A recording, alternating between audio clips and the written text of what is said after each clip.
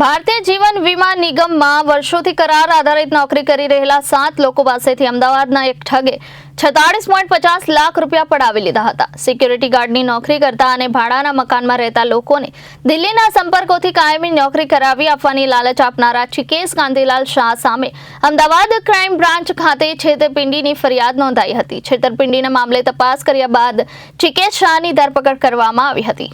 અમદાવાદના સરસપુર વિસ્તારમાં ભાડાના મકાનમાં રહેતા બિપિનભાઈ મકવાણા છેલ્લા 12 વર્ષથી LICમાં કરાર આધારિત નોકરી કરે છે। લેવેલી ફ્રોડ પર આવેલ જીવન પ્રકાશ બિલ્ડિંગમાં સિક્યુરિટી ગાર્ડ તરીકે નોકરી કરતા બિપિનભાઈ અને અન્ય કરાર આધારિત કર્મચારીઓને કાયમી કરવા માટે એસોસિએશન તરફથી અદાલતમાં કેસ કરવામાં આવ્યો હતો।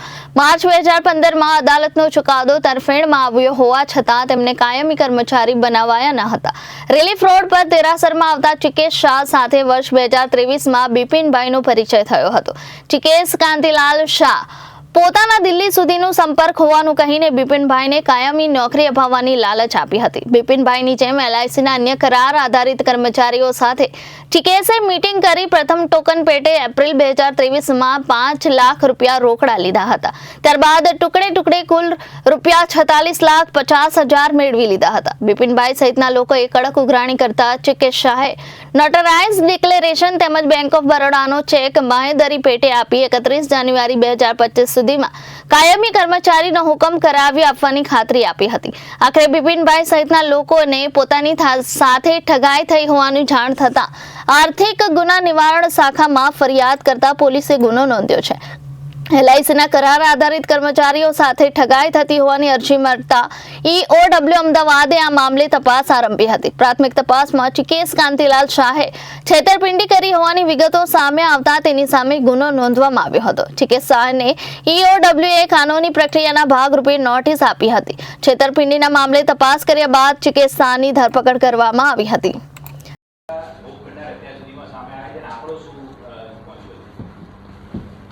આર્થિક ગુના નિવારણ શાખા ક્રાઇમ બ્રાન્ચ અમદાવાદ ખાતે ફરિયાદ દાખલ થયેલી છે, જેમાં ફરિયાદીની હકીકત એવી છે કે આ કામનો આરોપી જે છે ચિકેશ કાંતિલાલ શાહ, જે પાલડીનો રહેવાસી છે, તે ઈસમે આ કામના ફરિયાદી જે છે અને સાહેદો છે એ LICમાં હંગામી ધોરણે પટાવાળાની નોકરી કરતા હતા અને તેઓને છૂટા કરવામાં આવેલા હતા, જેથી તે લોકો કાયમી થવા માટે રજૂઆતો કરતા હતા। અને આ કામના આરોપી જે ચિકેશ કાંતિલાલ શાહ છે તેના સંપર્કમાં આવતા આ ચિકેશે આશ્વાસન અને ભરોસો આપેલો કે તમે લોકો મને જો ભંડોળ આપશો તો હું આનો ઉપયોગ કરી અને તમને બધાને કાયમી કરાવી દઈશ। આ ચિકેશે LICમાં કામ કરતો ન હતો, પરંતુ આ જે ભોગ બનનાર છે એ લોકોની લાગણીનો દુરુપયોગ કરી તેમને વિશ્વાસમાં લઈ અને તેઓને નોકરી અપાવવાના બહાના હેઠળ જુદી જુદી જગ્યાએ મીટિંગો કરી અને તેઓ લોકોની પાસેથી કોઈકની પાસેથી 5,000, કોઈની પાસેથી 10,000 એમ કુલ 400 ભોગ બનનાર પાસેથી નાની એમાઉન્ટ ભેગી કરી આશરે 1.5 કરોડ રૂપિયાનું ચીટિંગ કરેલું હતું।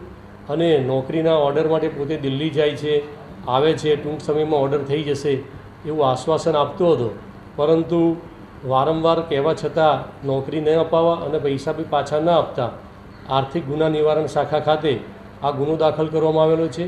અને આ ગુનાના કામે જે આરોપી છે ચિકેશ કાંતિલાલ શાહની ધરપકડ કરવામાં આવેલી છે અને તેઓના રિમાન્ડ મેળવવામાં આવેલું છે। કુલ 2 FIR દાખલ કરવામાં આવેલી છે। એક FIRમાં અટક કરીને રિમાન્ડની કાર્યવાહી ચાલુ છે અને બીજા ગુનામાં પણ એની કસ્ટડી મેળવી અને આરોપી તરીકે ધરપકડ કરવામાં આવનાર છે।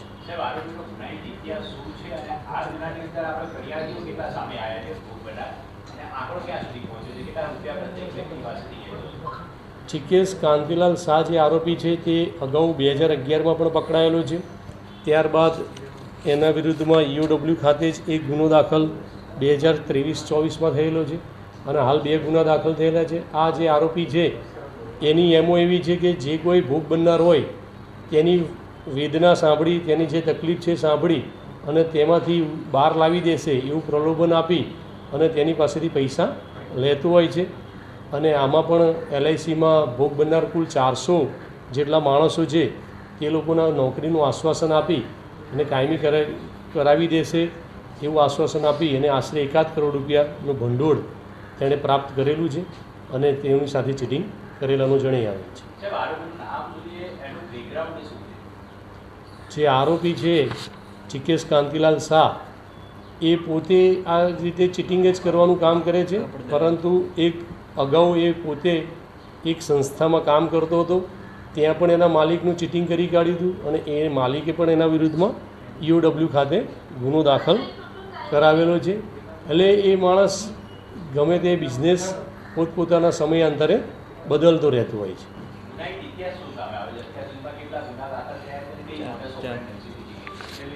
એના વિરુદ્ધમાં 4 ગુનાઓ દાખલ થયેલા છે. એક DCB પોલીસ સ્ટેશન ખાતે 59/2024નો ગુનો છે.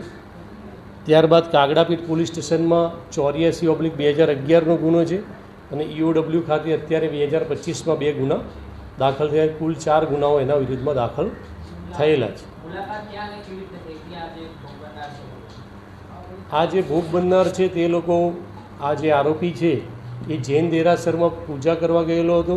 ત્યાં કામનો ફરિયાદી ભોગ બનનાર પણ ત્યાં મળેલા હતા અને વારંવાર ત્યાં મળતા હતા. તેથી વિશ્વાસમાં લઈ અને એની વાત સાંભળી અને એને પ્રલોભન આપી વિશ્વાસ ઊભો કરી અને તે લોકોએ બીજા ભોગ બનનારાઓને ભેગા કરી કાંકરિયા ખાતે અને અન્ય એક જગ્યાએ 2 જગ્યાએ મિટિંગો કરાવી અને જુદા જુદા ગ્રુપમાં બંને ગ્રુપને બ્રીફ કરી અને તેમની પાસેથી ભંડોળ પ્રાપ્ત કરેલું છે. Bureau report Janadesh news, Ahmedabad.